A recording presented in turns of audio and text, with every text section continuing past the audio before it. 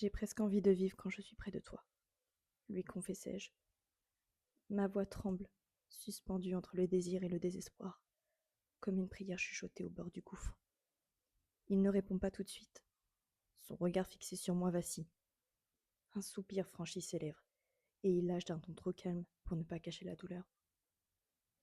Sauf que moi, ça me donne envie de mourir. Son aveu claque dans l'air, dans une vérité ancienne que l'on feint de ne jamais avoir entendue.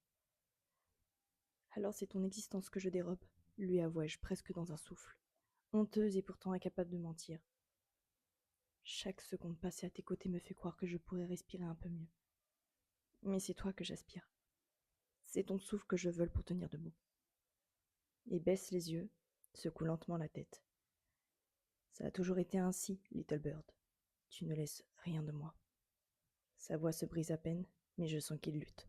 Contre moi, contre lui, contre tout ce qu'on est. Salut tout le monde, on se retrouve aujourd'hui pour une vidéo revue retour sur lecture. Alors on va commencer par une seule chose, est-ce que j'ai pleuré ou non? Non, je n'ai pas pleuré, mais bordel, mon cœur a chaviré à multiples reprises les gars. On a des protagonistes poignants, déchirants, qui se retrouvent de par leur trauma passé. Pour moi, cette lecture fut un basculement, dans le sens où j'ai été prise au dépourvu. Manon Meller a clairement écrit une ode à l'amour, à la vie. C'est clairement un moyen pour elle de véhiculer toutes ses émotions, tous ses ressentis. On les partage fortement avec elle. Il y a certaines phrases dans ce livre qui ont fait vraiment écho avec ma personne, à savoir que mon cœur appartient désormais à Soren, personnage nuancé, travaillé. Un coup on le déteste, un coup on l'aime, on ne sait plus sur quel pied danser avec celui-ci. J'ai notamment adoré toute cette nostalgie, dans le sens où la playlist est ingénieusement choisie. Chaque morceau me rappelait un petit peu mon adolescence. On a une vibe un petit peu années 90-2000 de par toutes les références aussi de films et de séries que j'ai pu apercevoir.